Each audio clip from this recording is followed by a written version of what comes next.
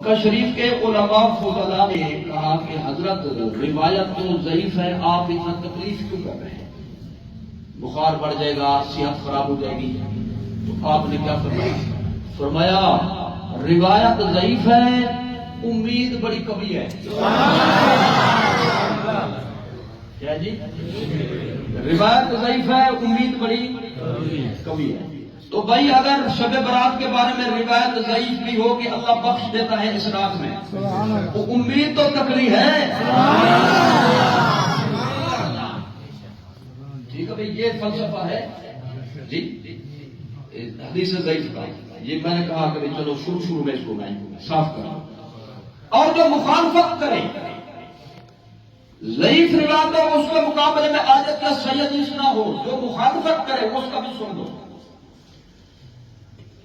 ایک بہت بڑے محدث گزرے ہیں، ان کی کتاب بڑی مشہور ہے المدخل، کئی جلدوں میں۔ تو ایک روایت انہوں نے پڑھی اور روایت کتب حدیث میں موجود ہے کہ جو شخص بدھ کے دن ناخن کاٹے گا اس کو برس کی بیماری ہوگی۔ جی، جو شخص بدھ کے دن ناخن کاٹے گا اس کو یہ چتری کی بیماری، یہ جسم کی رنگت بدل جاتی ہے، بو آتی ہے، اس میں بندہ ایسے گھلتا رہتا ہے، مر جاتا ہے آخر میں، اور اس کا علاج بھی مشکل ہے۔ یہ برس کی بیماری ہے۔ تو یہ کس روایت میں ہے؟ روایت ضعیف میں۔ کس میں؟ تو وہ بندے تھے نیک، صحیح العقیدہ اہل سنت والجماعت، لیکن انہوں نے یہ کہا روایت تو ضعیف ہے، اب اس کی مخالفت میں کوئی حرج نہیں۔ تو انہوں نے بدھ کے دن ناخن کٹوائے تو ان کو فوراً برس کی بیماری ہو گئی۔ روتے رہے، روتے روتے نیند آ گئی، سرکار کا دیدار ہو گیا، حضور کے قدموں میں پڑ گئے۔ یا رسول اللہ مجھے دیکھے ملاحظہ فرمایا، مجھے کیا ہو گیا؟ فرمایا کیا ہو گیا؟ کیا تو نے اپنے ساتھ خود کیا ہے؟ جی میرا فرمان جب لکھا ہوا تھا کہ بدھ کے دن یہ کام نہ کرو، کیوں کیا تم نے؟ عرض کی حضور وہ روایت تو ضعیف ہے۔ فرمایا ضعیف ہے، غلط تو نہیں ہے۔ ضعیف کا صرف شک ہوتا ہے، شاید راوی کو غلطی نہ گئی ہو، کوئی تکڑی بات تو نہیں ہوتی۔ تو احترام کرنا ہمارے فرمان کا۔ تو یہ احترام جس جماعت کو نصیب ہے وہ غوث اعظم کی جماعت ہے۔ الحمدللہ۔ اچھا، پہلی بات یہ ہے کہ ضعیف ہو بھی صحیح تو یہ جواب ہے، لیکن احادیث صحیح ثابت ہیں، احادیث صحیح ثابت ہے۔ تو جب صحیح ثابت ہے تو ضعیف کہہ کر رد کرنا یہ عذر بھی ختم ہو گیا۔ میں صرف 2 گواہیاں پیش کر دیتا ہوں، اس کے بعد بات مکمل ہو جائے گی۔ پرانے زمانے کے ان کے بزرگوں نے بھی کتابیں لکھی، جنہوں نے آج کتابیں لکھی شب برات کے خلاف۔ تو میرے پاس وہ کتابیں آپ دیکھ سکتے ہیں۔ ترمذی شریف کی شرح لکھی ایک مولانا نے، اور احادیث طیبہ کی چھان بین کی کہ کون کون سی روایتیں ضعیف ہیں اور کون کون سی صحیح ہیں۔ راویوں کو چیک کرنے کے بعد ایک اور مولانا نے اس کی لسٹ بنائی۔ ترمذی شریف کی جس نے شرح لکھی وہ ہے مولوی انور شاہ کشمیری، ہمارے بزرگوں میں نہیں ہے جی۔ حوالہ ہوتا ہے سمجھانے کے لیے، بھئی آپ ہمارے نہیں مانتے، اپنے بڑوں کی مانتے جی۔ نہ خود خراب ہو نہ دوسروں کو خراب کرو، کم از کم اپنے بزرگوں کو دیکھو انہوں نے کیا کہا ہے۔ اور جو احادیث صحیحہ کی جو لسٹ ہے، فہرست ہے، وہ لکھی، وہ لسٹ بنائی۔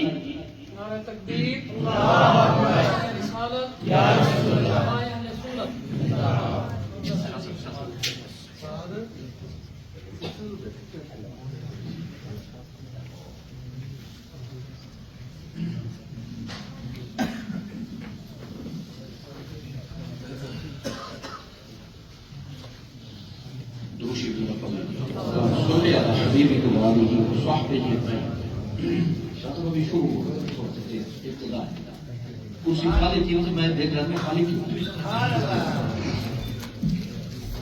تو اس مولانا کا نام ہے ناصر الدین البانی. ناصر الدین البانی. مسئلہ شریعہ سمجھنا یہ بھی عبادت ہوتا ہے.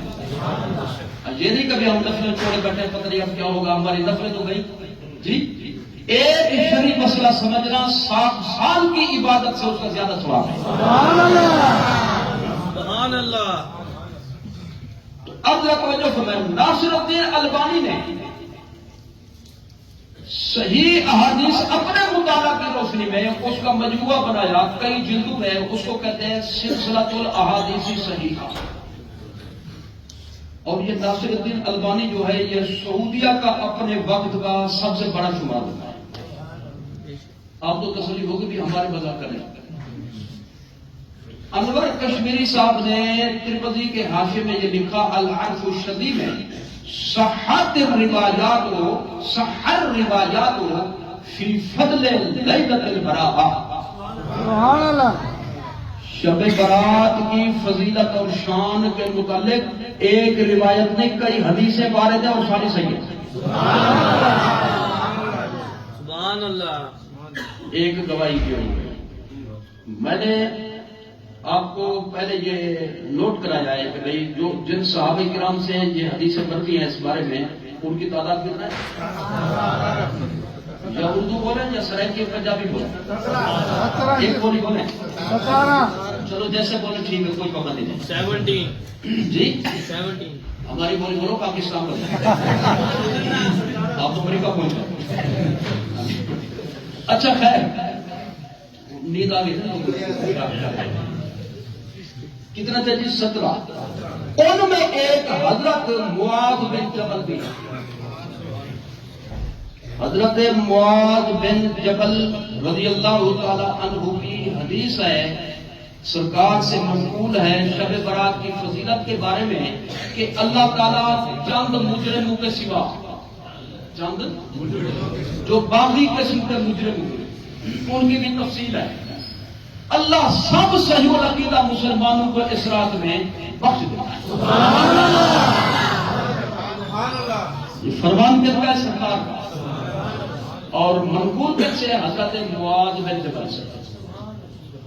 البانی صاحب لکھتے ہیں ھذا حدیث صحیح. سبحان اللہ. یہ حدیث صحیح ہے. تو بھی ساری ضعیف نہیں ہے. اگر کچھ ضعیف ہیں تو اس سے فرق نہیں پڑتا جی بلکہ وہ موجود بن جاتی ہے. تو احادیث اس کے بارے میں ضعیف ہوں تو میں نے اصول بتا دیا آپ کو. لیکن حقیقت واقعہ یہ ہے کہ ضعیف نہیں. بولو ضعیف نہیں بلکہ صحیح بھی ثابت ہے. اس کے بارے میں دعوت فکر دینا چاہتا ہوں ذرا توجہ فرمائیں. جب کوئی مسئلہ ہونا کچھ لوگوں نے اپنا یعنی نظریہ بنا رکھا ہے کہ بھائی مطالبہ کرتے ہیں بخاری شریف سے پیش کرو. کیا کرو؟ بخاری پڑھو بخاری پیش کرو بخاری پیش کرو بخاری پیش کرو. حالانکہ سینے پہ ہاتھ رکھنے والی کوئی روایت بخاری میں نہیں ہے. لو جی نماز بھی گئی تو اپنی بنا ہوئی شرط خود جی خود ثابت کر پڑ گیا. تو اور زیادہ چھلانگ لگائیں تو کہتے ہیں سیاستہ سے پیش کرو. کس سے؟ یعنی 6 کتابیں حدیث کی جن کو صحیح کا درجہ دیا گیا اور اکثر حدیثیں جن کی کلام سے مبرہ جی. صحیح بخاری بولتے ہو صحیح بخاری گنتے بھی ہو ہاتھ میں یوں گنتے اور زبان سے بولتے صحیح بخاری صحیح مسلم ابو داؤد ترمذی نسائی ابن ماجہ. کتنے بن گئے؟ 6 بن گئے. اس کا مطلب جان رہے گنتی میں غلطی نہیں کی نا. تو اب ان کو کہتے ہیں سیاست ہمارے 6 اور سیاحت صحیح کی جمع 6 حدیث کی کتابیں جن پر امت نے اعتماد کیا جن کے مصنفین نے کوشش کی کہ بھئی صحیح حدیثیں اپنی ان کتابوں میں رکھیں. کلام ہوتا ہے کچھ بھی کلام ہوتا ہے لیکن ان کی تحقیق کے مطابق جنہوں نے کلام کی، جنہوں نے کتابیں جمع کی، یہ ہو گئی کہتے ہیں سیاست کا پیش کرو، کیا کرو؟ اور ہم کیا کہتے ہیں؟ ہم یہ کہتے ہیں حضور کی حدیث پیش کرو۔ حدیث نبوی کے لیے کسی کتاب کی شرط نہیں، ان کتابوں میں مل جائے تو فاتحہ، نہ ملے تو نبی کی حدیث جہاں بھی ملے مسلمان کو اس پر ایمان رکھنا فرض ہے، اس پر چلنا فرض ہے۔ اسی لیے میرے اور آپ کے نبی کی حدیث دیوار پہ بھی لکھی ہوئی ہو، ہم اس کے بھی پابند ہیں۔ جی تو حدیث کو مانتے ہیں یا کتابوں پر ایمان رکھتے ہیں؟ یعنی محدود کتابوں پر، نہ احادیث پر۔ اور یہ سنی مسئلہ کا خاصہ ہے، کس کا؟ چلو اسی کو ہم مان لیتے ہیں، رکھ لیتے ہیں ناز برداری کریں، سیاستہ سے پیش کر دیتے ہیں۔ سیاست کا میں ایک کتاب ہے ترمذی شریف، جی صحیح بخاری، صحیح مسلم۔ اس کے بعد کچھ نے فرمایا تیسرے نمبر پر ترمذی، کچھ نے فرمایا تیسرے نمبر پر ابو داؤد، چوتھے نمبر پر ترمذی۔ ایک طبقے نے فرمایا کچھ خصوصیات کے اعتبار سے ترمذی پہلے اور کچھ خصوصیات کے اعتبار سے ابو داؤد پہلے۔ تیسرا نمبر دو یا چوتھا نمبر دو سیاست کا نہیں نکلے گی نا۔ اس میں ایک حدیث موجود ہے، اور حدیث کیا موجود ہے؟ اس میں عنوان ہے پورا، ما جاء فی لیلۃ النصف من شعبان، 15ویں شعبان کی فضیلت کا بیان۔ جی 15ویں شعبان کی رات کی فضیلت کا بیان، جی شب برات کی فضیلت کا بیان۔ یہ سیاستہ کی کتاب کس میں؟ ترمذی میں موجود ہے، اور یہی عنوان ابن ماجہ میں موجود ہے، چھٹی کتاب ہے۔ تو بھائی اگر فضیلت بھی نہیں تو ان اصحاب سیاستہ نے کیوں عنوان کر دیا؟ اور جب دورہ حدیث پڑھاتے ہو یہ بات چھوڑ دیتے ہو؟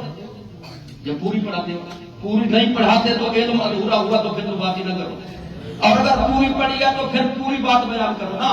تو لہذا صرف یہ نہ کہو بخاری پڑھو، بلکہ یوں کہو بخاری پڑھو تو پھر ساری پڑھو۔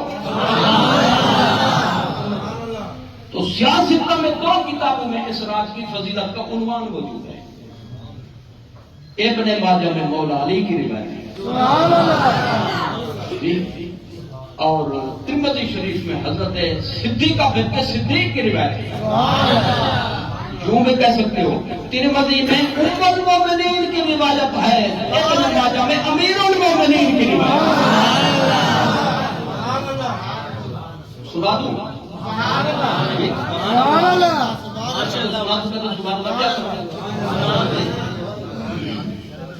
جی خوش ہو کر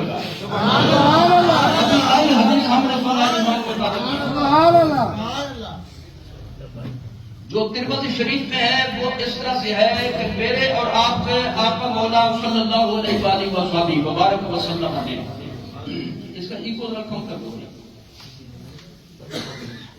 ارشاد فرمایا ان اللہ یغفر فیہا لأکثر من عدد شعر غنم بنی کلب۔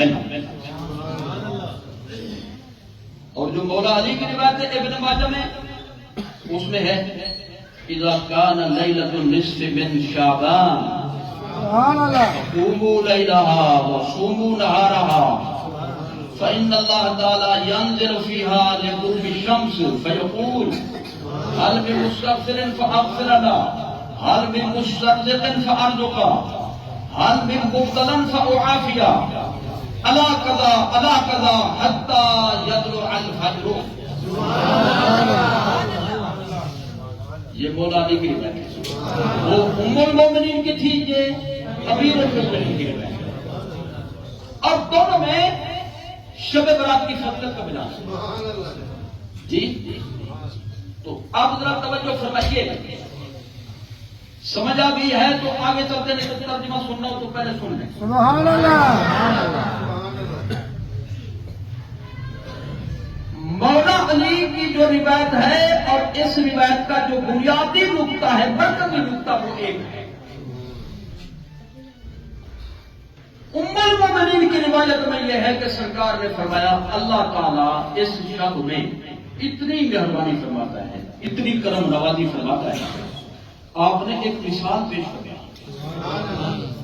ایک قبیلہ تھا عرب میں، اب بھی ہے، بھیڑ بکریاں ان کے پاس سب سے زیادہ ہوتی تھی اور دنیا کی چوری ہوتی جی، ہر قسم کی، ایک بکری کی 20 قسمیں تو 20 کی 20 ان سے ملتی تھی، دمبے کتنی قسم کے وہ سارے ان کے پاس ہوتے تھے، بھیڑیں کتنی قسمیں ہیں جیسے ہمارے پاس ہوتی ہے، ساہیوال کی بکری، پہاڑی بکری، ٹیڈی بکری، ایک مثال ہے، ان کے پاس ایسی جو ہے جتنی قسمیں تھی نا، ان کو بڑا شوق تھا یہ پالنے کو اور جمع کرنے کا، تو وہ امیر تھے، دنیا کے امیر ترین لوگ تھے اس حوالے سے، اور اس دور میں زیادہ مال ہوتا تھا جانوروں کی شکل۔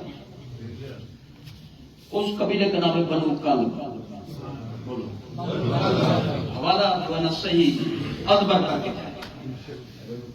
بھیڑ بکریاں ان کے پاس ہو گئی تھی لاکھوں کی تعداد میں، تو حضور نے فرمایا اس رات کی شان سنو، اللہ اس رات میں اتنی مغفرت فرماتا ہے، اتنی بخشش فرماتا ہے، فرمایا یوں سمجھو کہ بنو کلب قبیلے کی جو بھیڑ بکریاں ہیں جتنی ہیں لاکھوں میں، ان کے جسموں پر جو بال ہیں ان بالوں کی گنتی سے زیادہ اللہ اس رات میں بخشش فرماتا ہے۔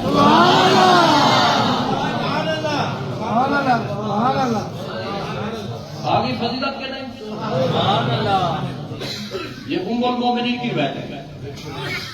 اچھا اب یہ خوشخبری ہے، خوش ہو جانا چاہیے یا آگے بندہ سننے تو خوش ہو جاتا ہے، لیکن ایک بندہ میرے پاس جو میرے ساتھ لڑ کھڑا جی، وہ کہتا ہے آپ کہتے ہو کبھی بھیڑ بکریوں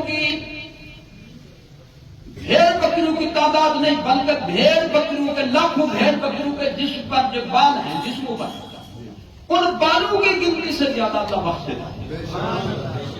تو کہتے ہیں اتنے تو بندے نہیں ہیں، کیا اتنا تو بندے نہیں ہیں، پھر کیسے بخشتا جی؟ اچھا یہ ہوتی ہے بات سمجھنے کی، حالانکہ بھائی ایک زیادہ کسی کے پاس آ رہی ہے، کوئی بندہ انعام دے رہا ہے، جھولی بھر کر دے رہا ہے، یہ کہے گا کبھی زیادہ ہو گیا بھائی یہ گرنے لگی یہ چیز ہے،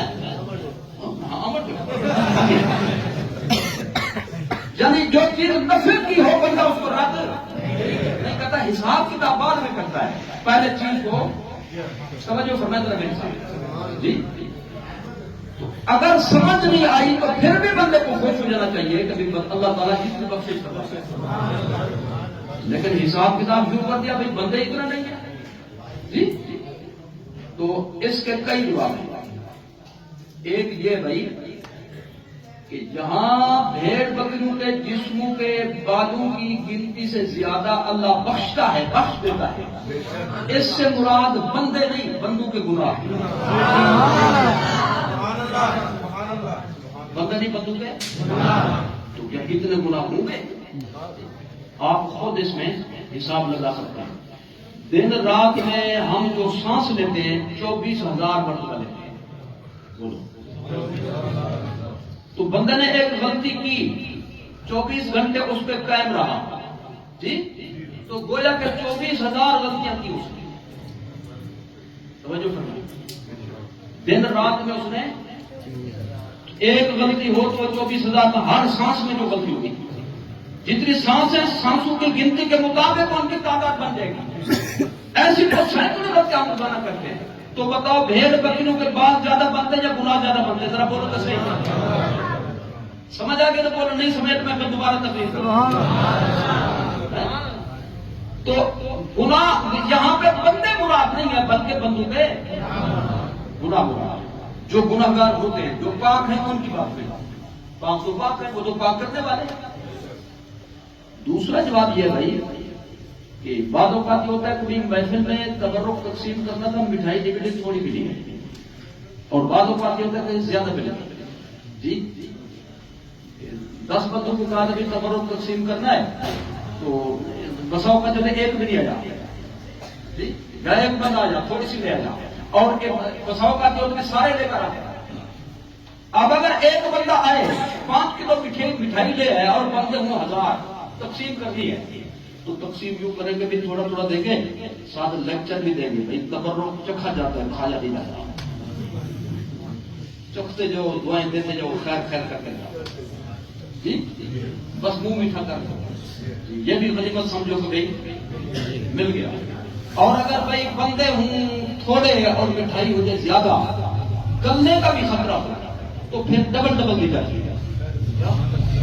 بولو ڈبل مٹھائی دے لو کئی بھی مرتبہ بساؤ کا تو بندہ شاپر لے کر باہر رکھ کر آتا پھر اور بھر کرنے جاتا ہے. اس سے بد ہضمی نہیں ہوتی. اللہ تعالیٰ کی مغفرت ہوتے سے ہاضمہ خراب ہونے لگ جاتا ہے. تو اللہ تعالیٰ مغفرت فرماتا ہے اگر بندے مراد ہوں تو مطلب تو بار بار بخشتا ہے بار بار بخش دیتا ہے. مجرم کو جب پھانسی دی جائے جی تو آپ نے اخبارات میں دیکھا ہوگا کہ لکھا ہوتا ہے بساؤ کا تو اس کو 3 بار پھانسی کا حکم سنایا گیا. کیا 3 بار پھانسی دی گئی اس کو پھانسی کا یعنی حکم سنایا گیا. جرم اس کا سخت تھا. تو اگر جرم کی سزا کی بجائے اگر کوئی انعام دینا چاہے کہ بھائی یہ بھی دے دو بھائی اور بھی دے دو اور بھی دے دو تو اگر بندے مراد نہیں تو گناہ مراد ہیں اور اگر بندے مراد ہیں تو ان کو بار بار جھولیاں بھر بھر کر دینا مراد. یہ ہے حدیث کا مطلب. میں ایک مزید پیش کرتا ہوں اس کی.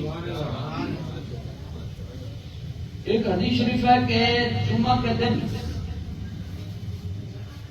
نماز عصر کے بعد یاد رکھنا ہوگا جمعہ کے دن نماز عصر کے بعد جب بندہ سلام پھیرے فرضوں کا اسی حالت میں بیٹھا رہے جی حیات بدلے نہیں اسی حیات پر بیٹھ کر ایک درود شریف ہے اس کو پڑھے 80 مرتبہ. اللہم صلی علی سیدنا و مولانا محمد النبی الامی وعلی آلہ واصحابہ وسلم تسلیما. یہ ہے درود شریف. اس کو پڑھے 80 مرتبہ سے وہ 10 منٹ بھی نہیں لگتے جی. تو ایسے بندے ایسے مسلمان کے 80 سال کے گناہ معاف ہو جائیں.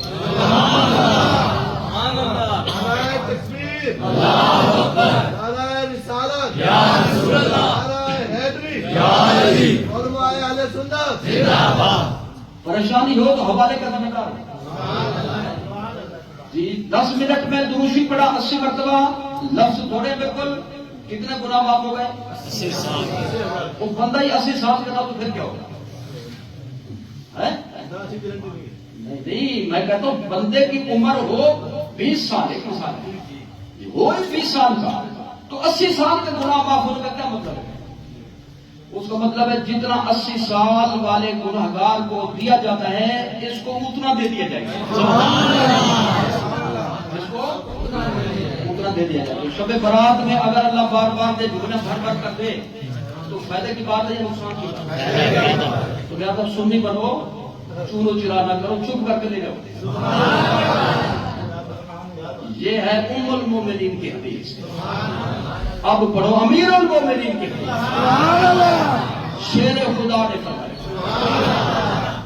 بے اذن اللہ مشکل کشا نے فرمایا حیدر کرار نے فرمایا کہ حضور نے فرمایا تھا اذا کان لیلۃ النصف من شعبان جب شب برات ہو جب شب برات ہو. اب میں ذرا تھوڑا سا سلو سپیڈ میں اور بالکل یعنی دھیمی آواز میں بیان کروں گا تاکہ سب کے پاس پہنچ جائے. کٹ میں بیان کروں گا تیزی سے نہیں. جب شب برات ہو 2 کام کرو. فقوموا لیلا اس کی رات میں جاگ کر عبادت صبح سے کرتے ہو شب بیداری کیا کرو. وَصُومُوا نَهَارَهَا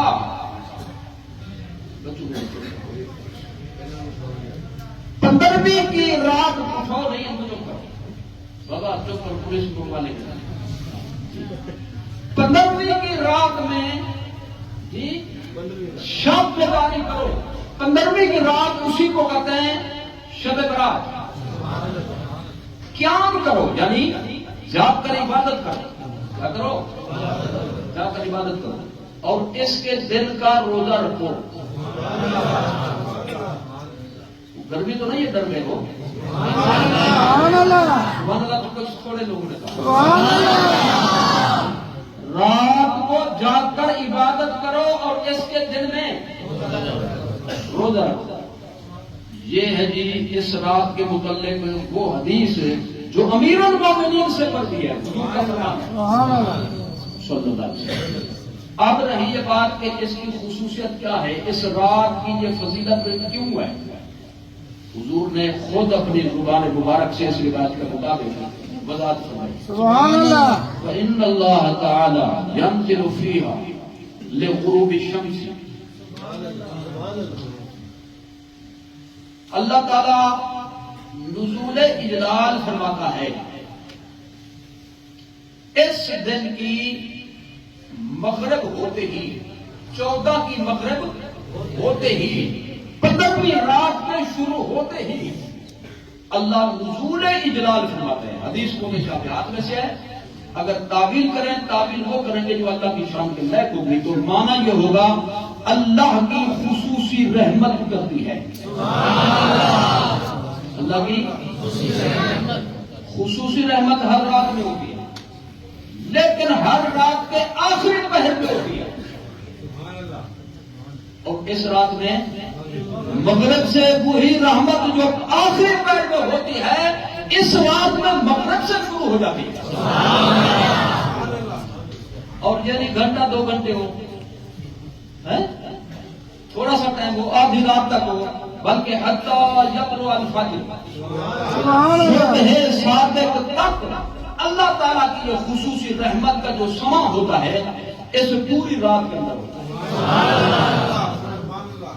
اچھا, اللہ تعالیٰ کی خصوصی رحمت اترتی ہے تو اللہ فرماتا کیا ہے؟ حضور نے اس کی وضاحت فرمائی. فیقول, اللہ تعالیٰ پکارتا ہے بندے کو, هل من مستغفر فاغفر له, ہے کوئی بخشش مانگنے والا جس کو میں بخشوں. بتاؤ کس کو نہیں چاہیے؟ تو جن کو چاہیے آئے بیٹھے, جن کو چاہیے انکار نہیں کرتے. اور جو مساجد کے بند کرنے کی فکر میں ان کو چاہیے نہیں, ان کو چاہیے نہیں, جن کو چاہیے وہ آئے بیٹھے.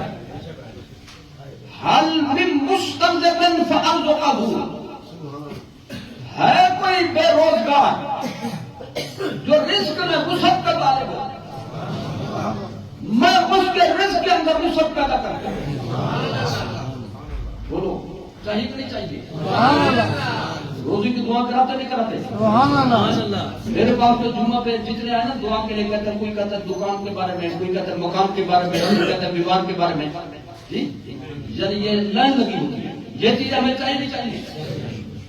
حال میں مبتلن فعافیہ, کوئی بیمار ہے تو اس کو شفا چاہیے, میں اس کو شفا دوں. سرکار نے فرمایا مقدی بکاؤ. مقدی بکاؤ ایک محاورہ ہے.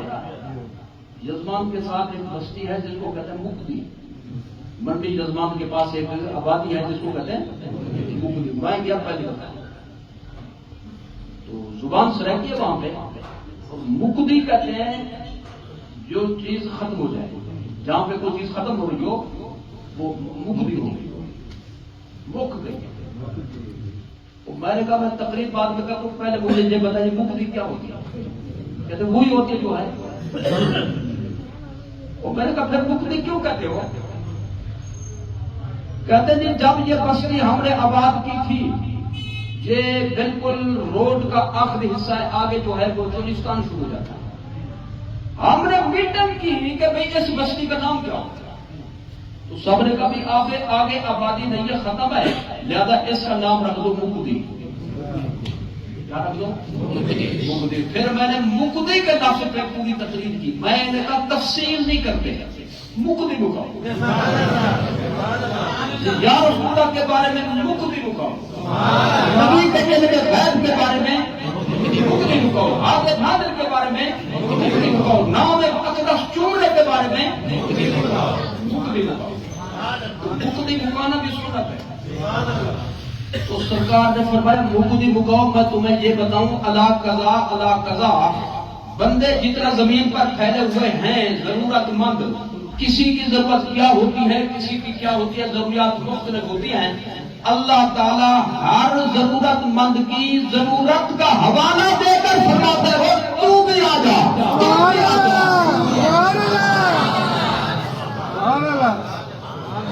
بولو ہے فضیلت یا نہیں؟ اب اس جذبے کے ساتھ اس رات میں جائیں، ٹھیک ہے؟ میں لمبی تقریر نہیں کروں گا، بس سمجھ آ جائے اس کے بعد میں بات کروں گا۔ ایک دو باتیں جو مزید جو ہے نا سمجھنے کی بہت رسم۔ کچھ لوگ کہتے ہیں کہ بھئی کثرت عبادت جو ہے ٹھیک نہیں، کیا کثرت عبادت ٹھیک نہیں؟ اس کا جواب جو ہے لمبا چوڑا نہیں بلکہ میں ایک مختصر جواب پیش کرتا ہوں۔ یا ایھا الذین آمنوا اذکروا اللہ ذکرا قلیلا، بولو کس آیت میں؟ قرآن کی کس صورت میں؟ حافظ صاحبان تشریف فرما ہوں گے، منزل پڑھنے والے ناظر خان بھی ہوں گے۔ آیت کس طرح ہے؟ یا ایھا الذین آمنوا اذکروا اللہ ذکرا کثیرا، کثیرا کیا قلیلا؟ کیوں نہیں بولتے؟ کثیرا، قلیل تھوڑا، کثیر زیادہ۔ اللہ فرماتا ہے میرا ذکر کثرت سے کیا کرو، اور اللہ کا ذکر عبادت ہے، تو مانا یہ ہوگا میری عبادت تھوڑی نہ کرو بلکہ زیادہ کرو۔ بندے ہو تو بندے ہونے کا ثبوت دو، بندے ہونے کا عمل گزارا کرو۔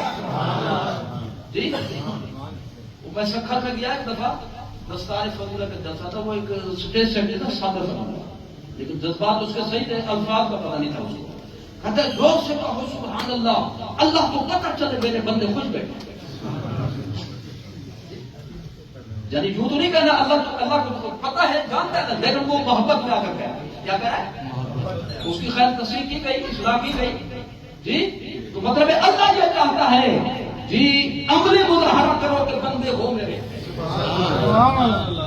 اچھا یہ بتائیں بھائی، یہ جتنے حضرات تشریف فرمائے، کوئی بیمار ہو گئے، کسی کو بیٹا چاہیے ہوگا، کسی کو روزی میں برکت چاہیے ہوگی، مختلف ضروریات ہیں کہ نہیں؟ اللہ جانتا ہے، بالکل شہنا نہیں ہے، اس بندے کو یہ چاہیے، اس بندے کو یہ چاہیے، اس کو یہ چاہیے، پھر دعا کیوں کرنی پڑتی ہے؟ یا اللہ میں بیمار ہوں شفا دے، کوئی کہتا ہے روزی نہیں ہے وسعت رزق عطا فرما، کوئی کہتا ہے میں بے اولاد ہوں، میں نیک اولاد عطا فرما، کوئی کہتا ہے میرا گھر نہیں ہے، بے گھر ہوں، انتظام فرما دے۔ کہنا پڑتا نہیں کہنا پڑتا؟ تو کیا اللہ تعالیٰ کو جتانا ہوتا ہے؟ نہیں، یہ اظہار بندگی ہے جی، اظہار بندگی ہے۔ اللہ کو پتہ ہے، لیکن اللہ یہ پسند کرتا ہے میرا بندہ جی بندگی کا مظاہرہ ہے، اور بندگی کا مظاہرہ جو ہے، بندہ جب ہر وقت بندہ ہے تو ہر وقت اسے عبادت کرنی پڑے گی جی۔ تو پھر کثرت مطلوب ہے یا قلت؟ لوگوں نے دیا مغالطہ سمجھا، کیا کیا؟ مغالطہ۔ کثرت وہ مطلوب وہ ممنوع ہے جس سے بندہ تھک جائے، کیا کرے؟ ایسا تھک جائے کہ پھر منہ ہی نہ کرے۔ کیا مثلا روٹین بنا لے، میں ساری رات روزانہ جاگوں گا، ساری رات روزانہ جاگوں گا، ایک ہفتہ تو جو ہے شعور چلے گا، لیکن ایک ہفتے کے بعد ٹانگیں بھی جواب دے جائیں گی، دماغ بھی، آنکھیں کہیں گی میری جان چھوڑ جی، بچے کہیں گے ہم تنگ ہو گئے، ہمارا خیال ہی نہیں کرتے۔ تو بندہ نتیجہ یہ نکلے گا کہ بندہ جب تھک جائے گا، اکتا جائے گا، تو جو کر رہا تھا تھوڑا تھوڑا کر رہا تھا وہ بھی چل جائے گا، وہ بھی چل جائے گا۔ ایسی کثرت جس سے بندہ محروم ہو جائے عبادت سے، جس کا نتیجہ یہ ہو، ایسی کثرت اور فرض واجب بھی نہ ہو جی، اور سنت کے درجے کی بھی نہ ہو، تو ایسے بندے کو یہ کام نہیں کرنا چاہیے۔ اور یہ ہوتا ہے عوام کے لیے، خواص کے لیے نہیں ہے، خواص کے لیے نہیں ہے۔ امام اعظم، امام الائمہ، کاشف الغمہ، سراج الامہ، امام اعظم ابو حنیفہ رمضان شریف تشریف لا رہا ہے جی، ایک ختم قرآن دن کو کرتے تھے، ایک ختم قرآن رات کو، اور ایک ختم قرآن تراویح میں سناتے تھے۔ 30 روزے ہوتے تو 61 ختم ہو جاتے امام اعظم کے۔ ایک بندے نے دیکھا کعبہ شریف میں وہ گیا، تابعین کا دور تھا، اس نے دیکھا اندھیرے میں ایک بندہ آیا کعبہ شریف میں داخل ہوا، اپنا جوتا ایک کونے میں رکھا اور 2 نفل کی نیت کی، 2 نفل کی نیت کر کے 2 رکعت پڑھی، الحمد سے لے کر منزل جو شروع کی والناس تک پورا قرآن پڑھا، 2 رکعت ہوا۔